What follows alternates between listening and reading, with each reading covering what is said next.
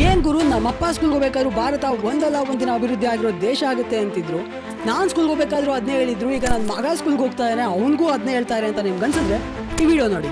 ಮೊದಲನೇದಾಗಿ, ಭಾರತ ಯಾವತ್ತು ಅಭಿವೃದ್ಧಿ ಆಗಿರೋ ದೇಶ ಆಗುತ್ತೋ ಅಂತ ಯೋಚನೆ ಮಾಡೋದು ಬಿಟ್ಟು, ಒಂದು ಅಭಿವೃದ್ಧಿ ಆಗಿರೋ ದೇಶಕ್ಕಿಂತ ಅಭಿವೃದ್ಧಿ ಆಗ್ತಾ ಇರೋ ದೇಶದಲ್ಲಿದ್ರೆ ಏನೇನು ಅನುಕೂಲ ಆಗುತ್ತೆ ಅಂತ ತಿಳ್ಕೊಳ್ಳೋಣ. ಒಂದು ಅಭಿವೃದ್ಧಿ ಆಗಿರೋ ದೇಶದಲ್ಲಿ ನಮಗೆ ಹೊಸ ಬಿಸ್ನೆಸ್ ಶುರು ಮಾಡೋದಕ್ಕೆ ಅಷ್ಟು ಸುಲಭ ಆಗಿರೋದಿಲ್ಲ. ಯಾಕಂದ್ರೆ ಅಭಿವೃದ್ಧಿ ಆಗಿರೋ ದೇಶ ಅಂತ ಬಂದಾಗ ಅಲ್ಲಿ ಆಲ್ರೆಡಿ ಎಲ್ಲ ಅಭಿವೃದ್ಧಿಗಳು ಆಗೋಗಿರುತ್ತೆ. ಆದ್ರಿಂದ ನಮಗೆ ಅಷ್ಟು ಅವಕಾಶಗಳು ಇರೋದಿಲ್ಲ.